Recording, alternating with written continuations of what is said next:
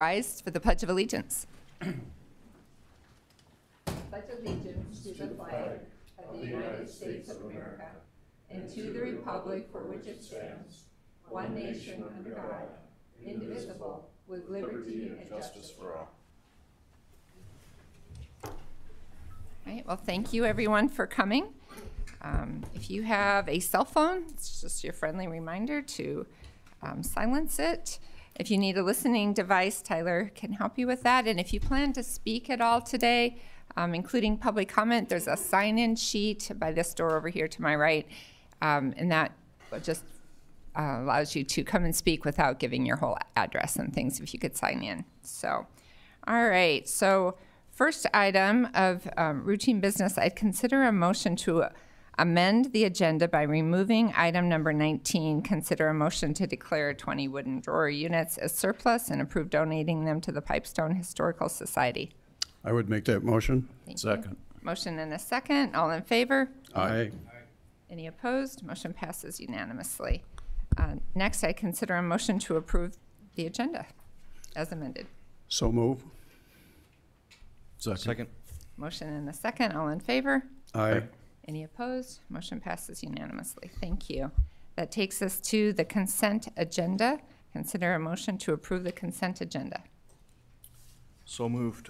Second. Motion and a second. Roll call vote, please. Kipley. Aye.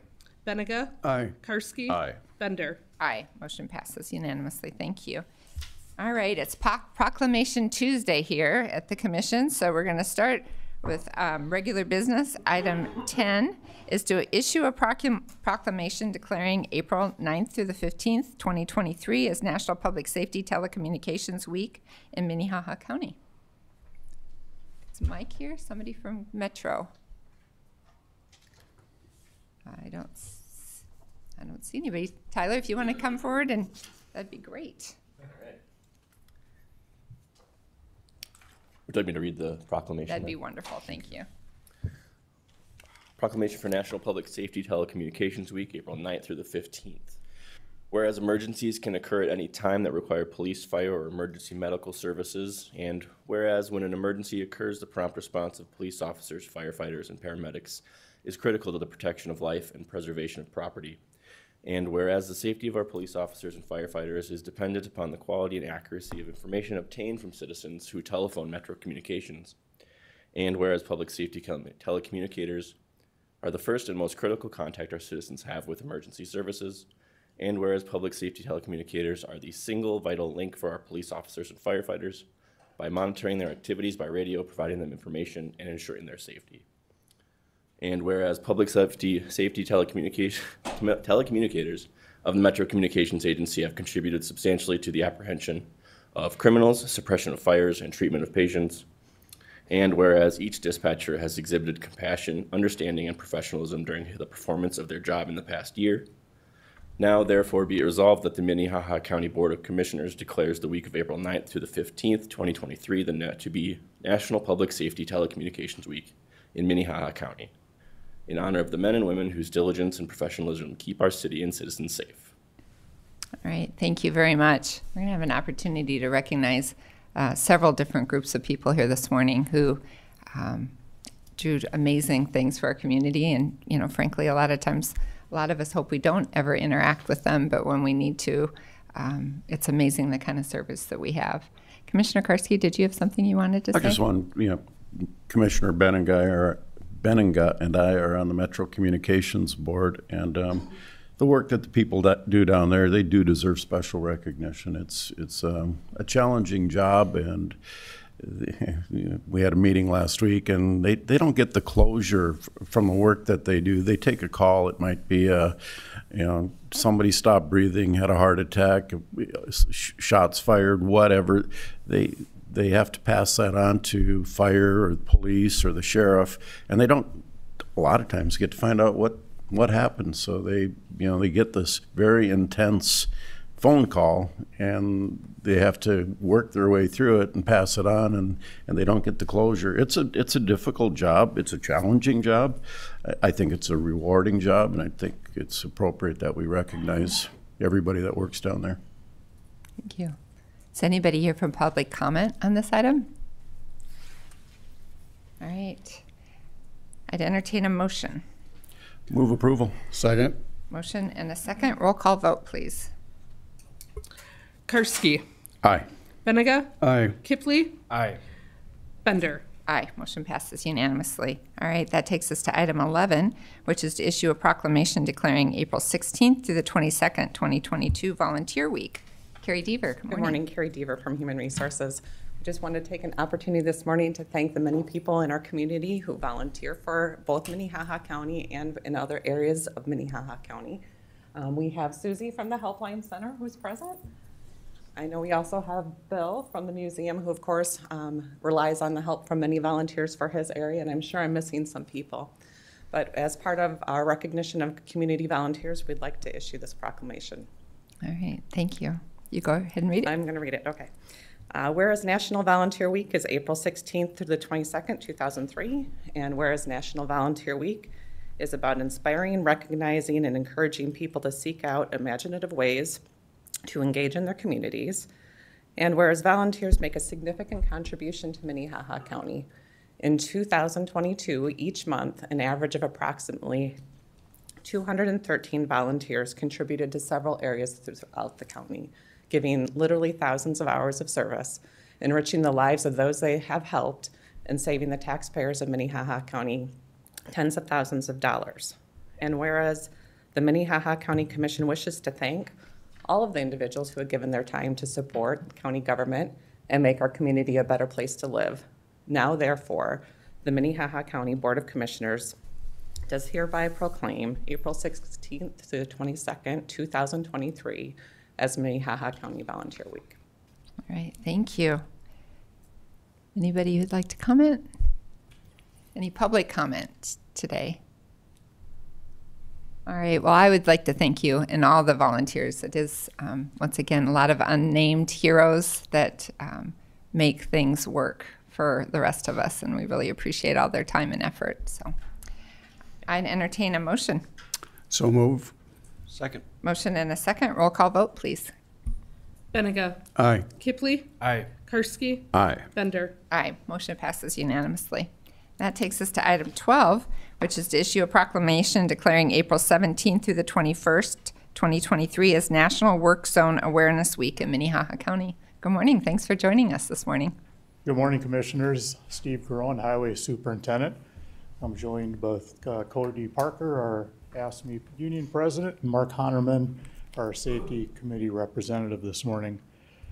National Work Zone Awareness Week has become a nationally recognized campaign amongst many federal, state, and local transportation organizations to bring awareness to work zone safety ahead of the busy construction season. National Work Zone Safety Awareness Week was first proposed in 1997 by the Virginia DOT and was turned into a national campaign in 1999 by the American Traffic Safety Services Association in conjunction with the Federal Highway Administration and the American Association of State Highway Transportation Officials. This year, April 17th to the 21st has been designated National Work Zone Awareness Week. Work zone safety is very important to the Highway Department. Our road maintenance workers spend hundreds of hours during construction season maintaining and improving our roads to the traveling public. In appreciation and recognition of their work, the Highway Department requests that the Commission recognize National Work Zone Awareness Week in Minnehaha County. I'd like to have Mark Honerman read the proclamation. Good morning. Good morning. Minnehaha County Work Zone Awareness Week, April 17th through the 23rd, 2023. Whereas April 17th through the 21st, 2023 is National Work Zone Awareness Week, an annual spring campaign at the start of construction season to encourage safe driving through highway and work zones.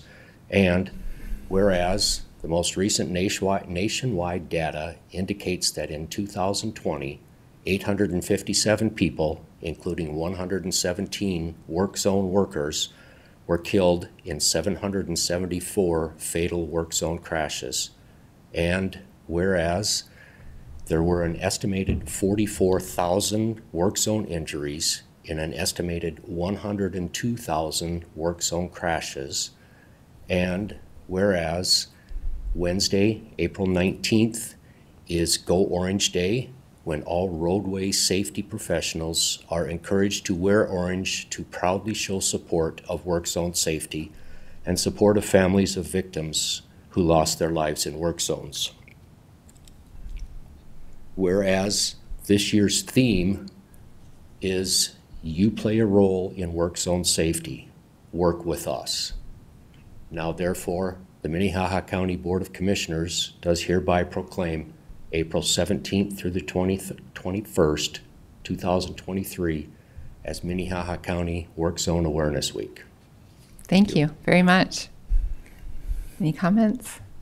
Slow down. Yeah, I just personally would like to thank you guys. You know, I know the weather right now is making road maintenance challenging, and it also makes me remember how much I take driving on smooth roads for granted. So thank you very much, and we do hope everybody stays safe. Anybody for public comment on this item? All right, I'd entertain a motion.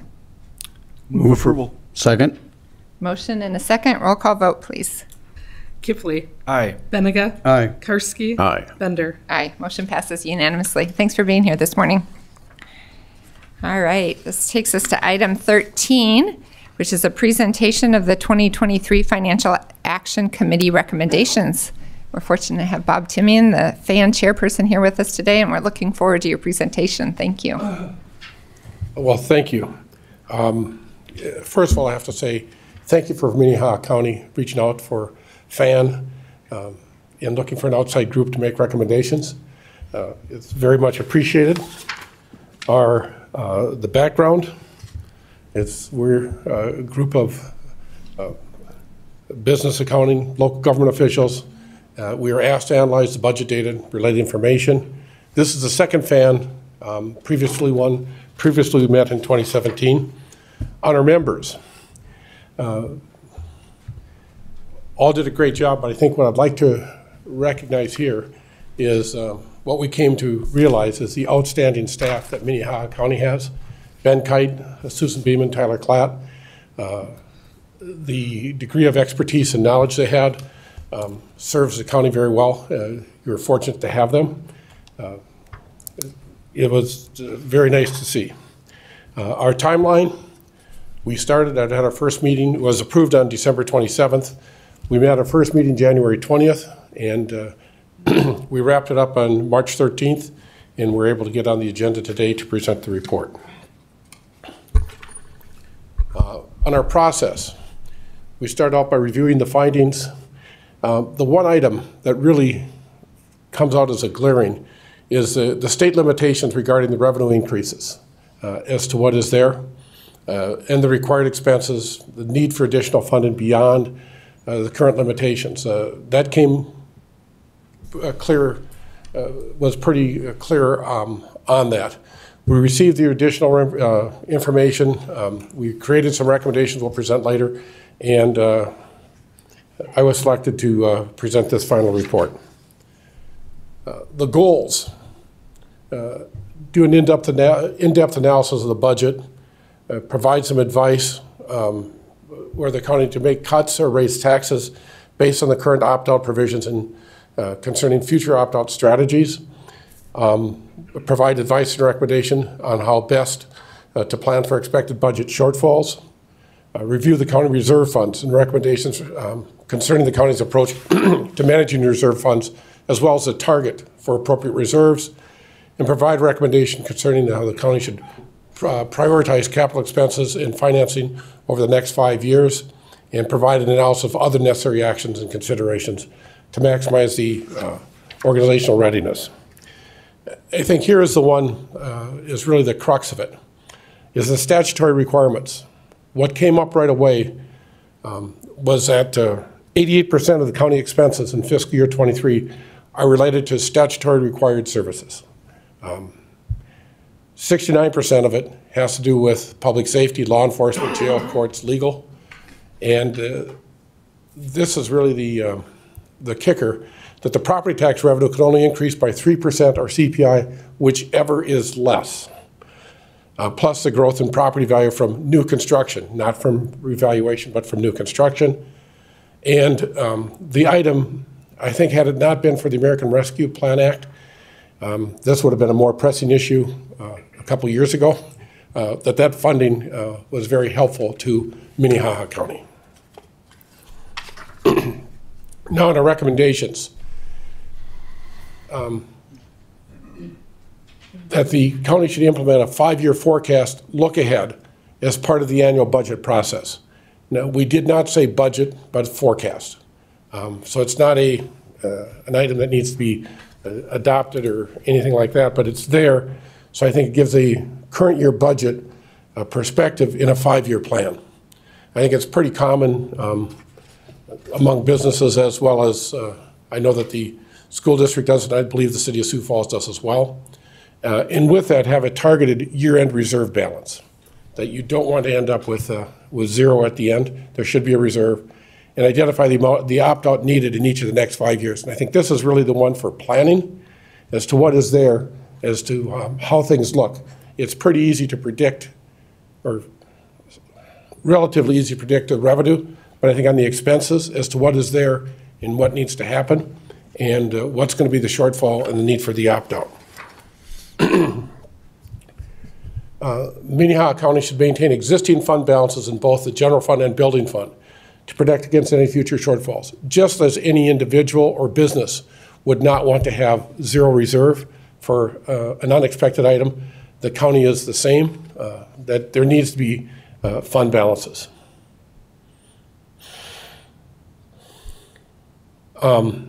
We think it's necessary, we would recommend the county should develop an opt-out strategy. Pursue the passage of additional opt-out while currently authorized opt-out funds are available. We don't want to, not to wait until we've used the last dollar, but to have it there so there's always something in reserve. It allows the county to educate the public about the reasons why an opt-out is needed, and allows the county to have additional funding should a new opt-out fail on a referred vote. I think on that one, I thought it was interesting after we had met our last time and the state legislature was done, that one of their summer studies has to do with county funding and sustainability.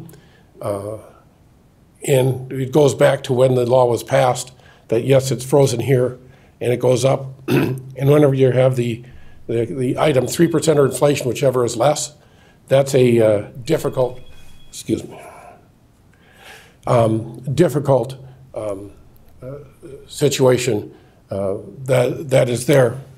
If we look at recently, inflation and the 3%, the inflation will be higher, but when we look at what is related to employment-related expenses, direct payroll and benefits, I think we'd see in Sioux Falls and in Minnehaha County that is north of the 3%. And hence, you need an opt-out. The services that are required are set forth, and you can't cut back and say, no, we're not going to do this. That is there. Excuse me. The incremental opt-outs to reduce the burden on taxpayers, that it's in amounts that can be there. And it's going to lead to some predictability and a plan for that. And that we think it's necessary to have an education campaign where the needed opt-out funds will be allocated, and highlighting to taxpayers the potential services that may need to be impacted without additional opt-out. Again, if we go back to that 88% are statutory required, there's only that 12% that's left that gives any room. Recommendation 4, and this comes back to the American Rescue Plan Act. That's $6 million of funding was allocated to ongoing expenses. And so that helped the taxpayers in Minnehaha County. Those items were the items that needed to be funded, and that provided for it. With that gone, that funding needs to get made up, needs to be replaced. When it came to reserves, we looked at a 3-month reserve balance. Would be unassigned, allowing the county to use it for significant unplanned expenses. The other item is it's important for people to understand that how the revenues work for the county with taxes coming in, and of that 25% or so of the taxes that the county keeps, and the rest is passed on to other entities. But where that's coming in April and October, that when we look at year end, we still have to look as to what is there is it's not a level cash flow as somebody who gets paid every 2 weeks or something like that. It's different. And maintaining that reserve balance at the determined ratio should be part of the opt-out strategy. Recommendation 6, develop a 5-year capital expense plan. This is focused on identifying what the county will do during the ensuing 5 years of capital projects and potential actions during those ensuing 5 years, preparing and understanding the financial need, developing public information education, and understanding how capital projects will impact operational processes.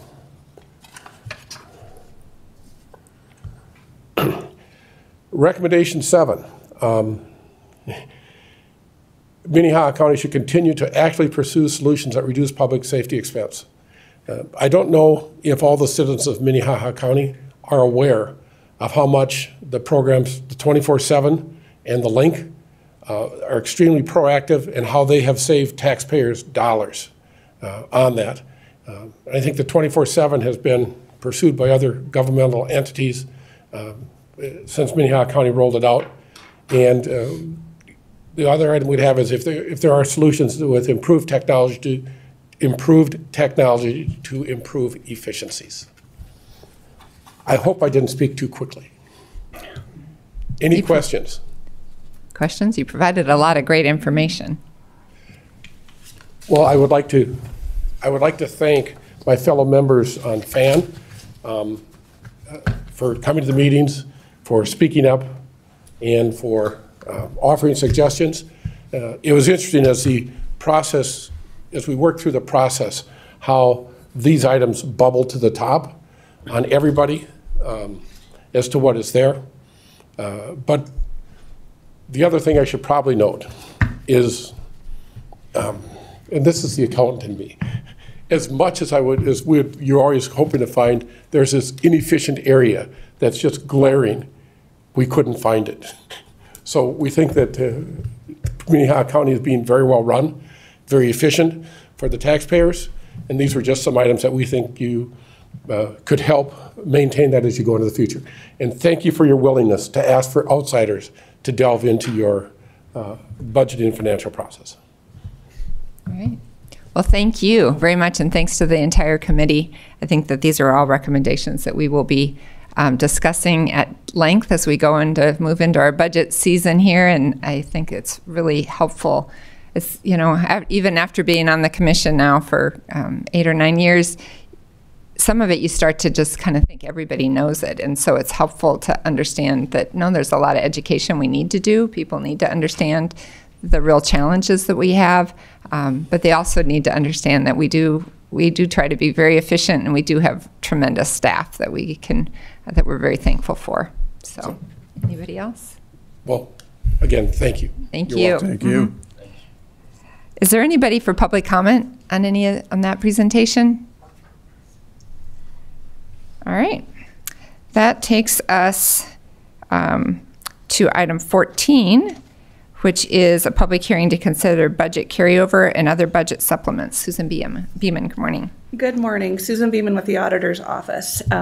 Today we're here to have you consider a public hearing to approve 2022 carryovers and 2023 budget supplements. The total amount of those requests are $879,575.89 to the general fund and $8,117,257.22 for various special revenue funds. I won't go into detail on all of these. You have all the details in your packet, as well as memos from the department heads. Just a few key things to point out. For the general fund, a number of them are grant-related items that are being carried over. A few of the special ones or that are more one-time type of items would be the carryover request for the special election that was held in February, as well as some things related to automobiles due to supply chain issues. Related to the special revenue funds, a few of the ones that are maybe more unique or one-time would be the rural access fund carryover. Those are those dollars that are new in the last 2 years to help with townships and other types of small improvements within those rural areas of the county, as well as just the completion of the extension and highway shop projects. I'll just pause there to see if you have any questions. Any questions for Susan? I think we've had a chance to look at this a little bit, so I don't see any questions right now. So this is the public hearing, so I believe we need to have action by the commission. Yeah, absolutely. So first of all, public comment. Is there anybody here who'd like to speak on these items? They're either for or against. All right, I don't see anybody. Any further commission discussion? If not, I'd entertain a motion. I would move for approval. Second. Motion and a second. Roll call vote, please. Benega. Aye. Karski. Aye. Kipley. Aye. Bender. Aye. Motion passes unanimously. Thank you very much. All right, that takes us to item 15, which is a first reading for rezoning number 23-02, and authorize the auditor to publish notice of hearing on April 25th, 2023, to consider an amendment of the 1990 revised zoning ordinance for Minnehaha County to rezone from the A1 Ag District to the C Commercial District. Mason, good morning. Good morning, Commissioners. Mason Steffen from the County Planning Office.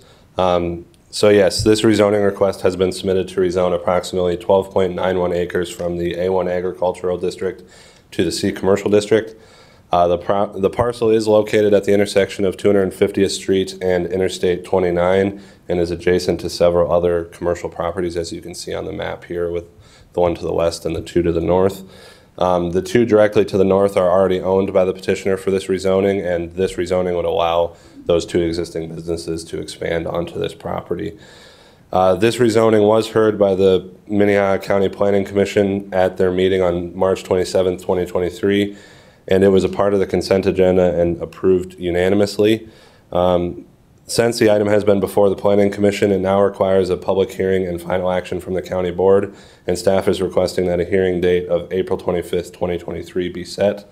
Therefore, action should be taken to authorize the auditor to publish notice of public hearing on an amendment to the 1990 revised zoning ordinance for Minnehaha County that will be held on April 25th, 2023 at or after 9 a.m. at a meeting of the Minnehaha County Commission. And then, if the mouse is down here, I'll just scroll through some of the pictures. So this is what's proposed as of now. Existing here is storage buildings. So the main reason for this request is to add more storage units here. The exact location of that building will be worked out when they do the conditional use permit, but that is generally the proposed area. And then here's just a couple of pictures of the existing storage. And then this is the existing auto body shop on the north property as well. And then it was kind of difficult to get pictures of the actual property in the back there, but about right here would be where the access would go down to that back property behind these trees. And then here's looking to the gas station to the west. And this is the current access to the property looking to the west and then to the east. And then I will go back up to the site plan, and if you have any questions for me, I am available. All right, any questions for Mason? Anybody here for public comment on this item? All right, I'd look for a motion then. Move to set the hearing date for April 25th. Second. Motion and a second. All in favor? Aye. Aye. Any opposed? Motion passes unanimously. Thank you very much, Mason. Thank you. All right, that takes us to item 16, which is a briefing to discuss the 2023 equalization market changes. Good morning, Chris. Good morning, Commissioners. Chris Lilla, Equalization. I'll be pretty brief with this here, just kind of a high level. Obviously, the assessment notices are out. Local board appeals are finalized. Today is the deadline for any county board appeals. Another strong year had occurred in our real estate market this last year. As you recall, last year, countywide average increase was 18.8%. This year it did soften a little bit on my numbers. We're 14.7, 14.8 this year. Some of the points I would make out to the commissioners, though, that is throwing every property in the county in one lump bin. It is not specific to a neighborhood or a certain house type within a neighborhood or things like that. So there's a lot of variables within there, but the average when we throw it all back in was 14.8. So I've included in the attachment every neighborhood that we have And you can see, and I'll just go down a couple of these. This is the numbers as they lied. Like Arbor's Edge South, we have 200, it's the neighborhood number is 235. There's 308 parcels in that neighborhood. The median increase that we needed to do to stay on track in this neighborhood was 8.7%. If you look over to the far right, we had 20 sales, and that arrived us at 91%. So we're at 91% of sale prices in that neighborhood. Those are the takeaways I really want you to look at. If you go down to the next one, Arbor's Edge Willow, there's 374 parcels in that neighborhood. That neighborhood sold a little stronger. We needed 10.5% increase in that neighborhood to get us to 92%. And you can kind of go on down the line and see every median level of assessment at the final column. One I would point out to you, it's quite a ways down, Sioux Falls Township. We do have one neighborhood that where our assessment is currently over. Our median level of assessment, our median level is 1.217.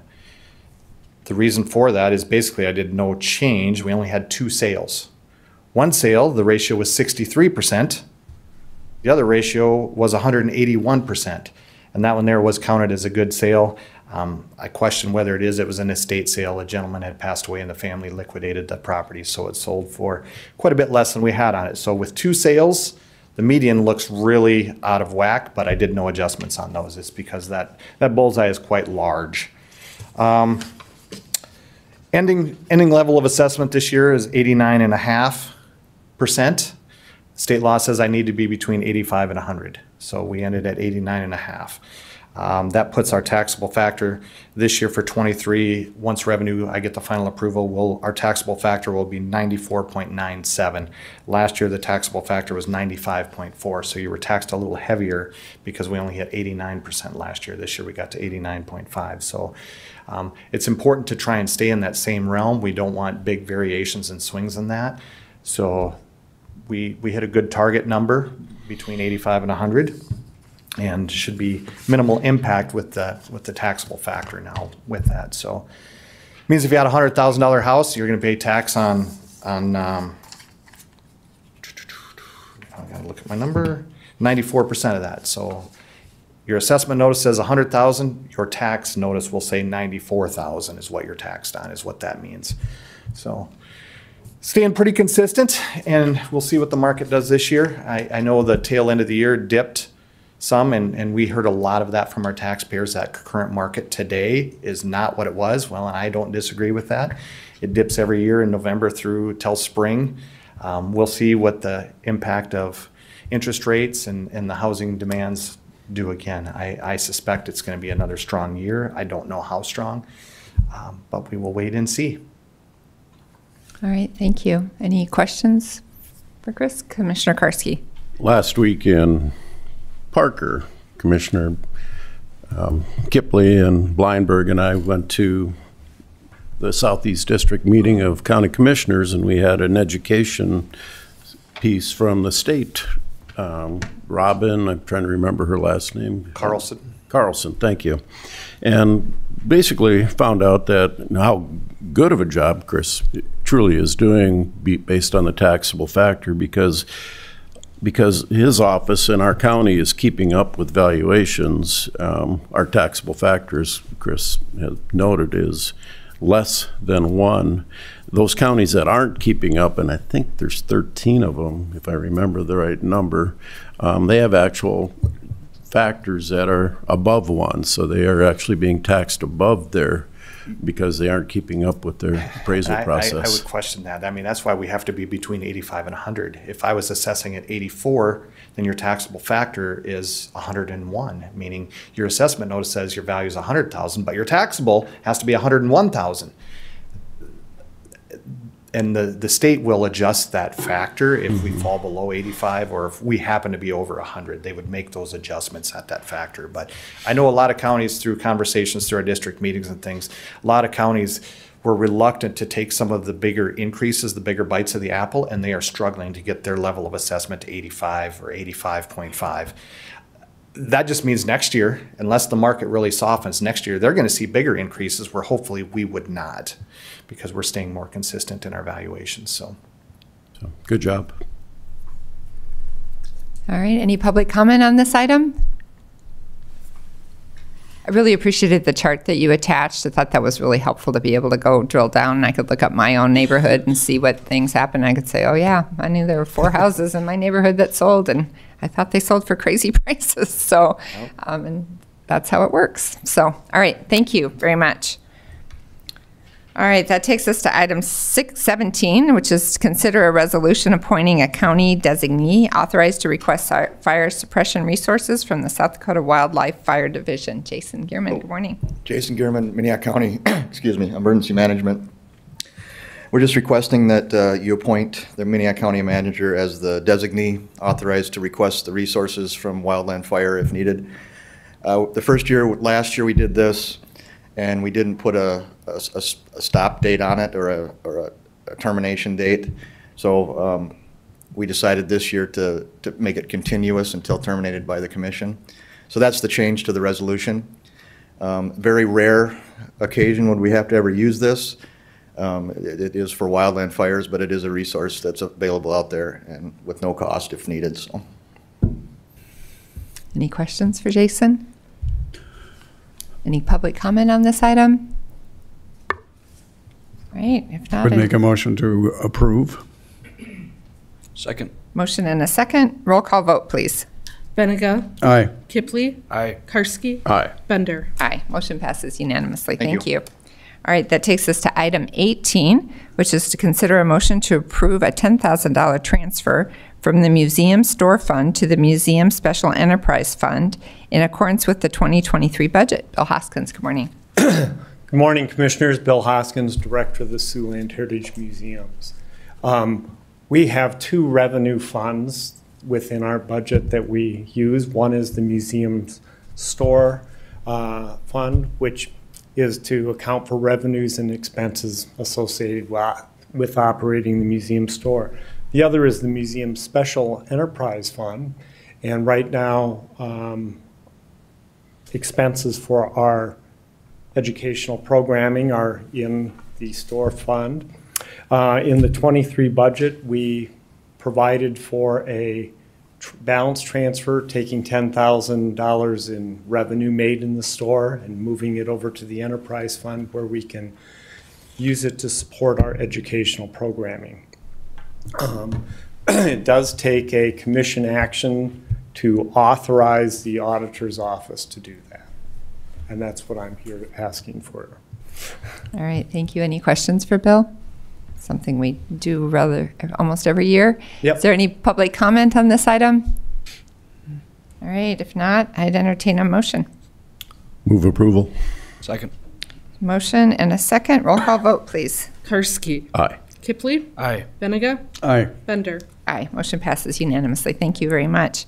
And so item 19 was removed, so that takes us to item 20, which is to authorize the chair to sign the high-intensity drug trafficking areas program 2023 subrecipient agreement. Captain Phillips, good morning. Good morning. Captain Josh Phillips here with Minnehaha County Sheriff's Office. This is our annual agreement with the HIDA task force. This is something we do every year. We've been a part of HIDA for nearly 25 years, and those funds help travel, vehicle expenses, other miscellaneous training for our task force operator and our Sioux Falls area joint task force.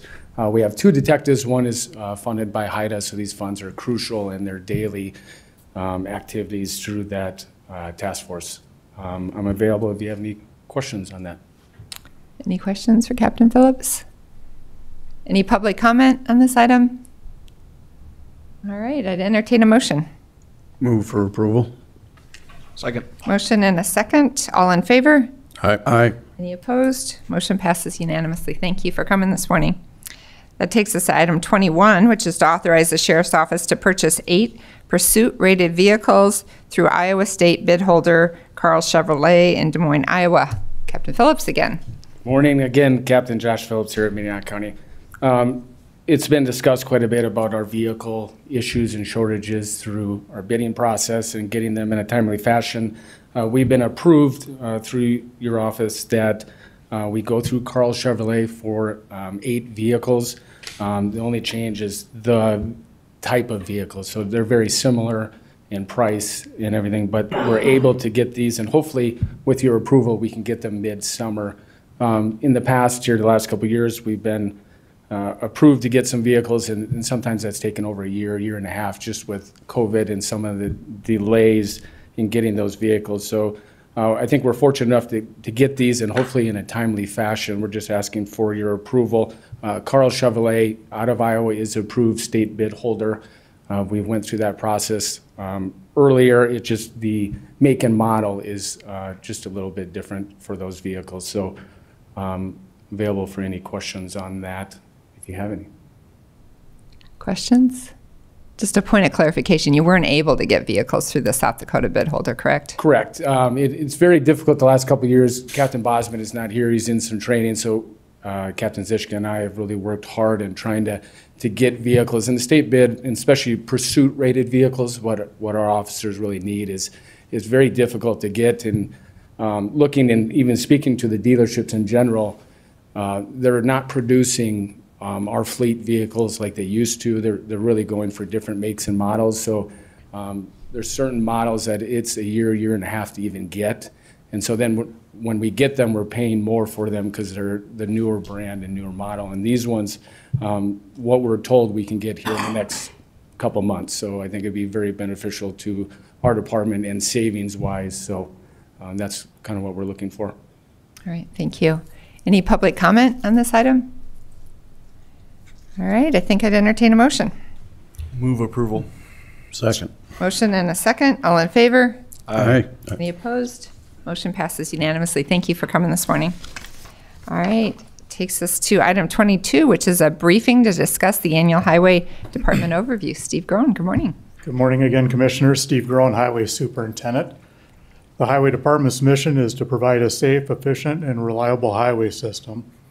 We are responsible for the design, construction, and maintenance of approximately 200 bridges and 347 miles of roadway.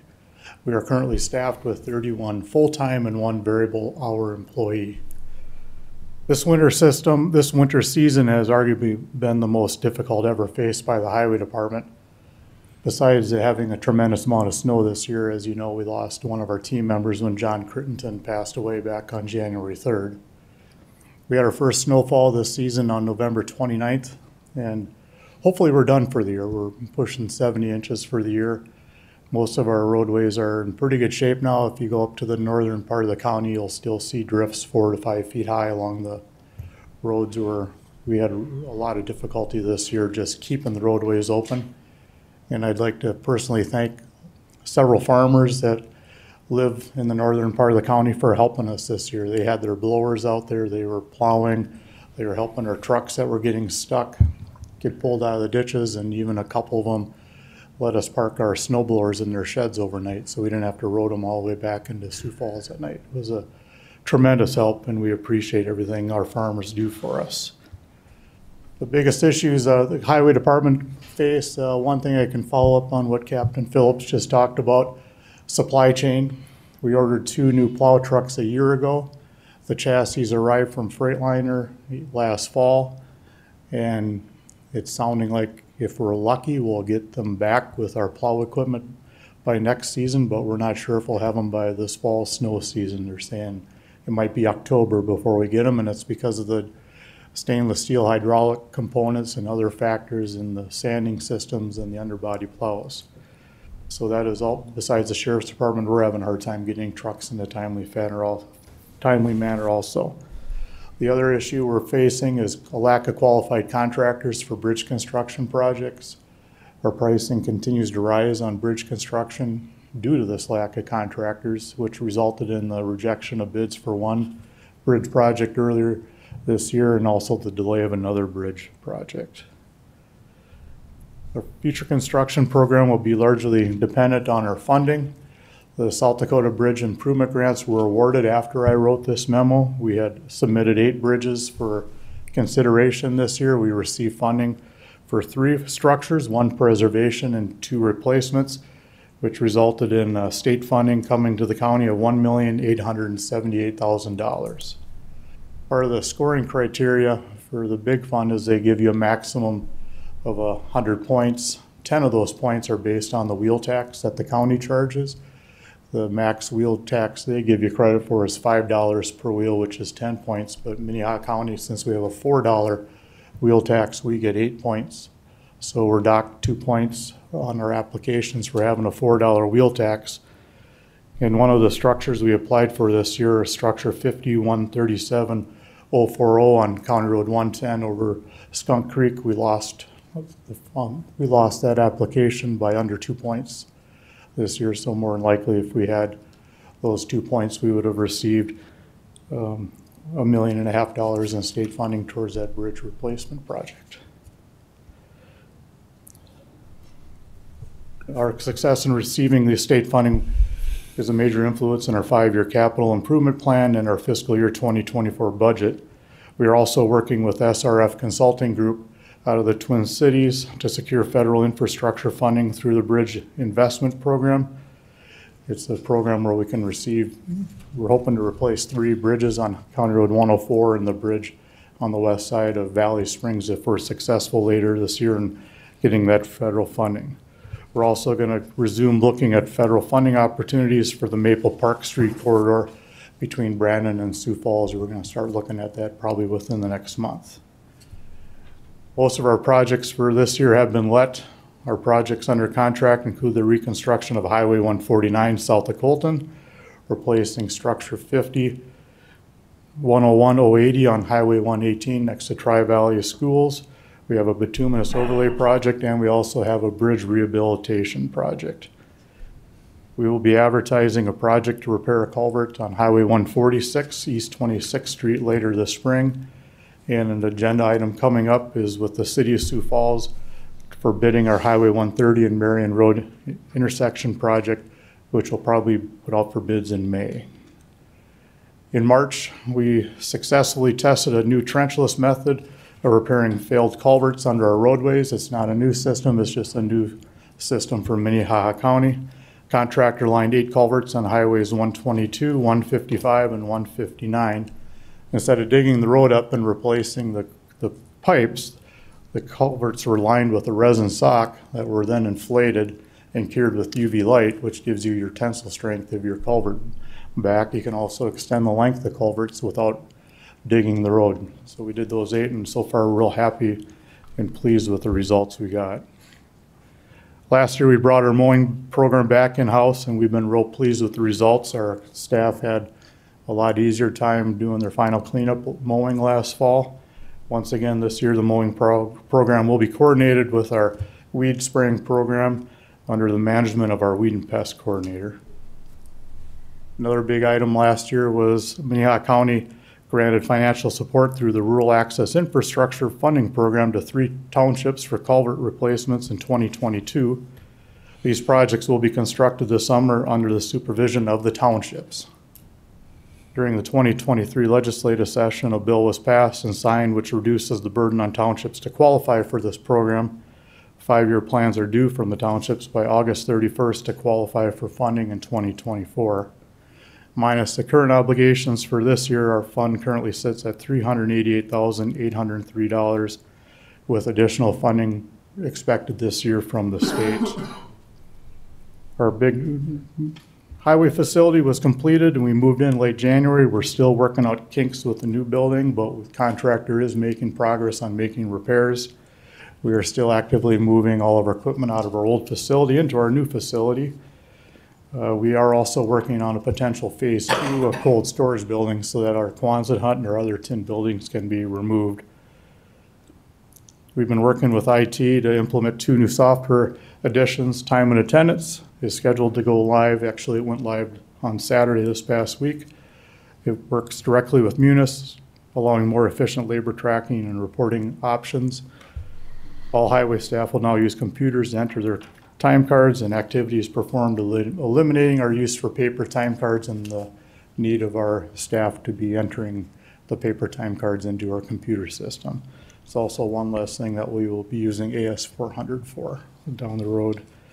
Enterprise Asset Management, or EAM, will be implemented later this year. Communicates well with Munis and has the capability of integrating with the county's GIS system. This will allow us to create work orders, assign daily duties to be performed. It will also allow us to more accurately abide by state statutes for cost accounting. Implementing EAM will eliminate the need for AS400 and RTA, our current fleet software, which will save about $4,400 a year. And then finally, as we voted earlier, week of April 17th is Work Zone Safety Awareness Week. We just encourage everybody to slow down when passing through construction zones. Thank you. You've been a little busy. A little. That's a good report. We appreciate it. Any questions for Steve? Commissioner Benega. Steve, the state approved 3 different bridge projects. Can you tell us where those locations are? Yeah, one is a deck rehabilitation on our Highway 122 bridge over the Big Sioux River north of town here. One is a township culvert or township bridge just east and south of Del Rapids, and another one is in Red Rock Township just north of Highway 130, just west of the Minnesota state line. Thank you. That project in Red Rock was the bridge project for this year that I pulled the advertising on, and we applied for state funding, so we're able to get $650,000 towards that bridge now. Thank you. And Madam Chair? Yes, Commissioner. Steve, could you just give us a high level on, so those grants, you win some and you lose some. You weren't necessarily expecting to get all 8 that we applied, but what's a high level overview of obviously not getting them all saves us some money? I mean, we lose out on state money, so it's kind of some give and take, but what is the budgetary effect, and some projects just get pushed back a year and they're kind of fungible like that, or how would you explain that? The 2 bigger projects we had, which are structure replacements over Skunk Creek, one on Highway 104 and Highway 110 is the other one. They're $1.8 million bridges. Right now we're gonna wait a year, and they're in our projects for 2024 and 2025. Unfortunately, there's a 50-50 chance that the bridge on 104 will be posted for load limits later this year after it's inspected, which actually will greatly improve our score. And the other structure was an 80-20 grant. So I'll consider possibly going to 70-30 or 60-40, reducing the amount of state funding for that structure, which increases our score significantly, so that instead of getting maybe $1.5 million in state funding for that structure, maybe we'll get $1.2 million, but we'll get the points where we could get it.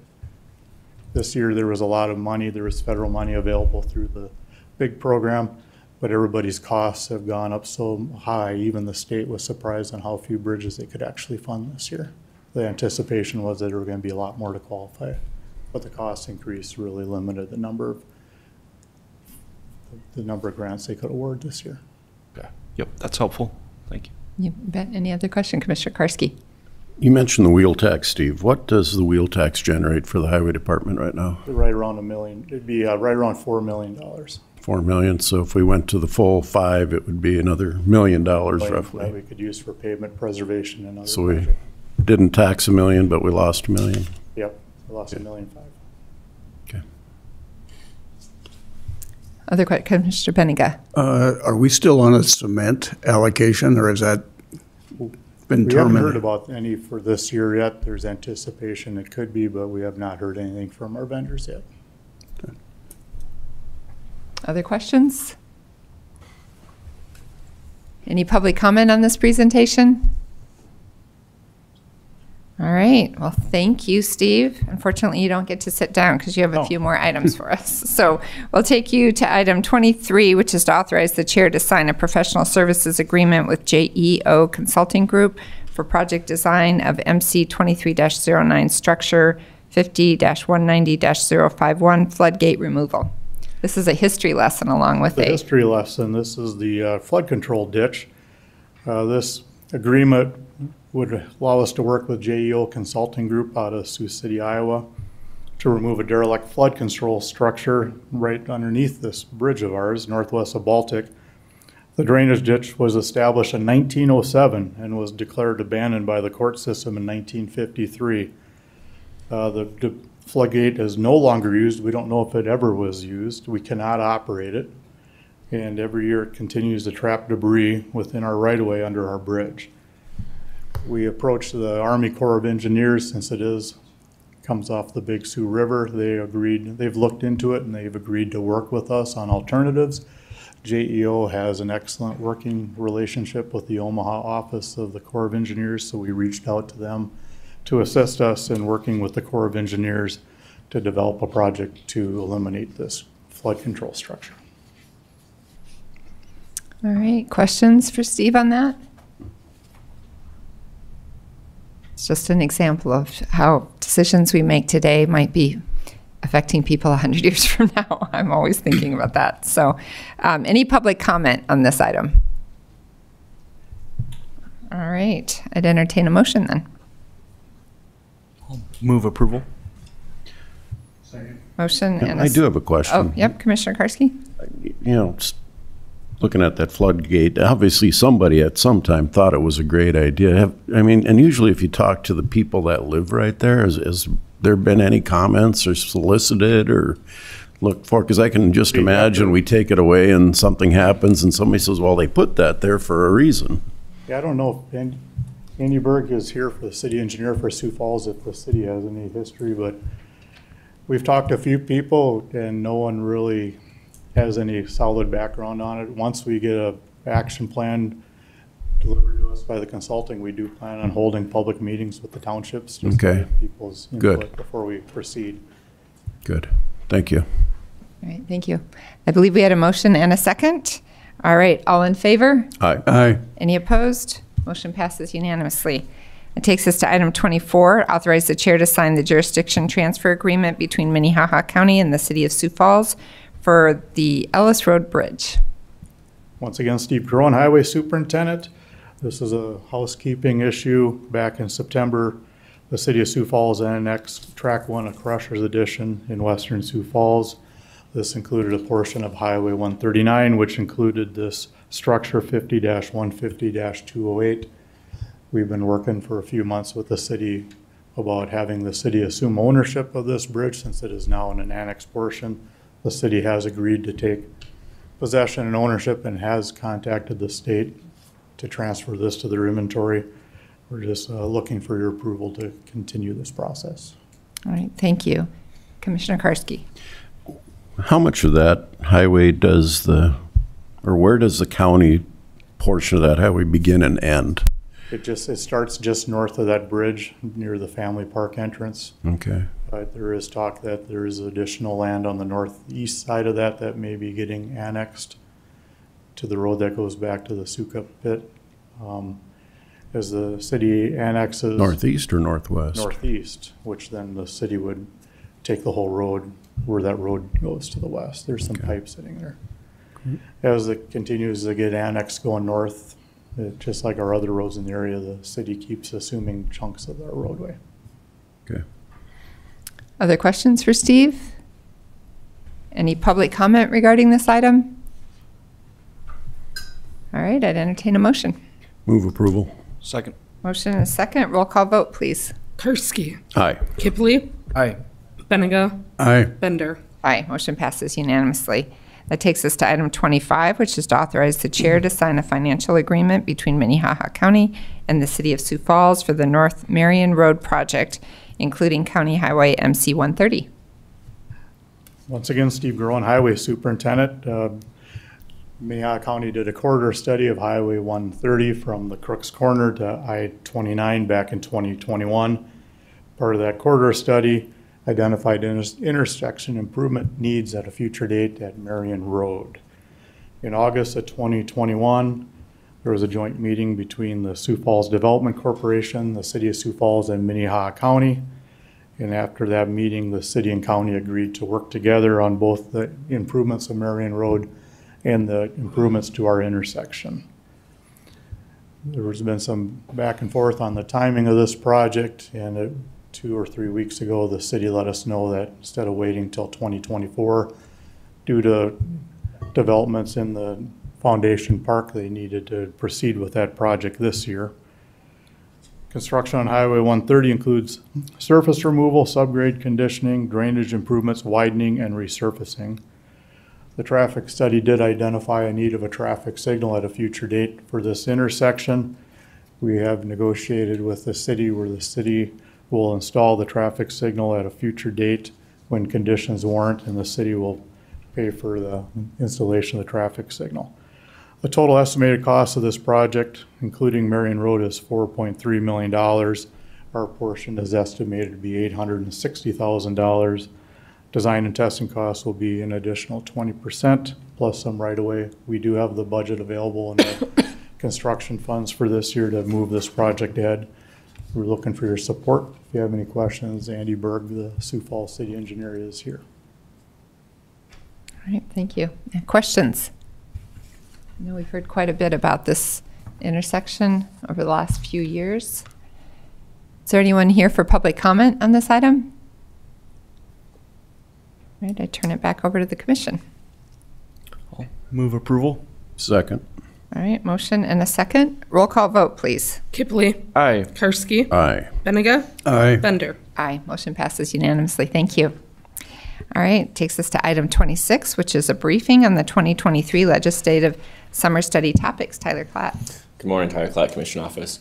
So today I just wanted to give you an update on what the Executive Committee has taken under consideration for summer studies this year. As you see, there was 16 studies recommended, 17 if you count the one that was just a list of everything else. And of those, 6 were directly addressing counties, whether it be county funding, county revenue sources, county structures in general. The Executive Board did select 2 topics. One is long-term care funding, the other one being counties. They have not decided on the scope of that study. That'll come on April 20th. But just to give you an update, that's what will be keeping me a little bit busy this summer. Thank you. Any questions for Tyler? Lots of challenges for counties, so we look forward to working with our legislators on this summer study. All right, so that takes us to public comment. Is anyone here for public comment today? Good morning. Good morning. Gary Meyer, Minnehaha County. I'd like to make a follow-up on Steve Groen's comments. I was very impressed that he thanked the farmers for helping the county out. He said they removed snow with their snow blowers. They pulled out stuck snow plows, and they offered their sheds to allow them to store their equipment in overnight so they didn't have to drive them all the way back, and gave them a chance to thaw out. So I have a question for you to ponder. How are you going to feel 1, 2, 5, 10 years from now when you read about one of these farmers that died in a freak accident? He was out feeding his cattle, and a pipeline erupted, and his tractor stalled. So he tried to jump out and run, and he got a couple 100 yards from the tractor, and he died of asphyxiation. Are you still going to feel that you did everything you could to help this farmer? Or are you going to feel that we didn't do anything because we were too afraid this big bad pipeline company was going to sue us? These farmers helped the county. I think you ought to help the farmers. Thank you. Is there anyone else for public comment this morning? Good morning. Good morning. Cindy Meyer, Minnehaha County. I'm here to speak on election integrity again. I'm here as a representative from South Dakota Canvassing to present you with a petition along with signatures as a request from many concerned citizens that have lost faith in our election systems. Per South Dakota Codified Law 7-8-28, I am petitioning the Commission to add an item to their agenda to discuss election integrity issues. The petition does have 37 signatures. There are considerably more people in this county and in this state that have serious questions about our elections. Just to list a few of these questions or concerns, you certified an election with voters that didn't have a valid Minnehaha County address. You certified an election that uses a total vote system to do the election night reporting. This total vote system is not EAC certified. You certified an election even after you were presented with facts that numerous candidates lost votes as ballots were being counted on election night. The citizens of this county are requesting an opportunity for a question and answer dialogue with you in regards to the elections of 2020 and 2022. I have been told an item cannot be put on the agenda if it doesn't require action, but yet you do get updates on the agenda that don't require action. As an example, last week the Sheriff's Department presented information that you didn't take action on, but which there was open dialogue. How is this different than what we are requesting? This is a formal request from the citizens of your county and in this state. Within the First Amendment of the Constitution, we have the right to religious liberty, free speech, free press, right to assemble, and the right to petition our government for a redress of grievances. Your constituents, the same people that pay your salary, want an opportunity to have a discussion with you regarding the 2020 and the 2022 election. The Constitution is the supreme law of the land to uphold, and you swore an oath to that Constitution. It's time to honor that oath. Thank you. I have the petition that I will pass around. You can give it to Tyler. He'll get it to us. Thank you. So is there anybody else for public comment? Just a reminder, if you're speaking for public comment, please sign in over in the corner. Thank you. Jessica Palma, Lincoln County. I'll sign in right after this. Sorry, I didn't do that when I walked in. But I'd just like to say that all across our state, different county commissions have been petitioned by their citizens to talk about election integrity. And this county commission right here, you guys, are the only ones in the state that will not talk to their citizens about it. You should be embarrassed of yourselves. I'm embarrassed of you. It's time to listen to your citizens. This is a representative government, and you're not representing your citizens. So shutting us out is just gonna continue to make this, division between the government and the citizens worse. It's time to take your responsibility seriously. Thank you. Thank you. Anyone else for public comment this morning? Good morning. Good morning. Tyler, Minnehaha County. Last week we closed and did an ordinance on a short-term rental, and I just want to kind of go through a scenario with you here. I recently, as of yesterday, closed on another investment property in the city of Sioux Falls. Many of us small investment people are trying to get houses to rent out to people. And, as of going through with the Stewart title yesterday, we walked through the covenants, the restrictions, the easements, all of the closing documents. Ordinances are not part of the title search. So someone doing a title search on a property will not understand what ordinances apply or not apply to them. Stewart title is one unaware of any ordinance change. Donna is who they call her the queen at Stewart title. She has 40 plus years and is unaware of any ordinance change in the county. I'm just really urging to make a motion to change the conditional use permit for the short-term rental to a special permitted use. I think we pass things understanding that it's good. To Joe Kipley, we've talked about, fitting a square peg into a round hole. People in the joint jurisdiction between the city and county are still in that area. We don't understand because the ordinance that was passed only goes for the county. It does not affect anybody in the joint jurisdiction. So there's a 3-mile border and we're still in the middle of that. So I'm not sure what the process is of what that is. I just am asking for more direction in the joint area because we're not getting that. The county passed it, the city is not passing anything. Us in the joint area, what are we supposed to be doing? The words of the county commissioner or the county planning and zoning, Scott, said, well, I asked the question, I'm looking to buy property. City of Sioux Falls, Minnehaha County, and I might want to do a short-term rental. He's advising me to not buy property in Minnehaha County or in the joint jurisdiction. It's a small deal on this big agenda item today. These are huge proclamations and stuff, but this is affecting many, many people, and the citizens don't quite understand that. And the reason I'm taking a personal interest, I have a property that I'm in the middle. I have a state license. I've shown everyone that I have a state license. I'm state approved, but yet I'm in the middle zone where I'm in the joint area. Can I operate? Can I not? I'm not sure. I'm in the joint area. So how am I supposed to take direction? Should I operate until someone calls me in? Should I not operate? So I'm looking for a little direction on that, and I just think that's important. I was told this is the meeting, the one after last week, that we could have a change in vote, that we could modify last ones. Someone on the proponent side voted 3-2 last week. One person on that side could change their vote. I'm asking if there be any change in vote on that particular agenda item. Any questions? No, thank you. All right, anybody else for public comment this morning? All right, I don't see anybody moving. All right, that takes us to non-action commission discussion. Any non-action commission discussion?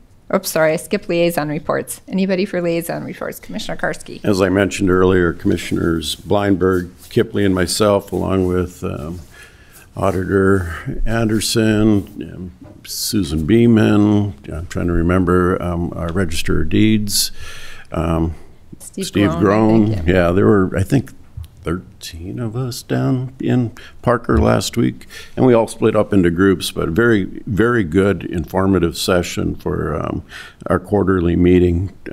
So this month, in 3 weeks, we have our state board meeting and also spring training for all the different groups, including county commissioners. So encourage attendance from anybody that can make it. It will be in Pierre. I'm assured the snow will be all melted and gone, and the river will be open if you want to stay and fish. But I'm just kidding.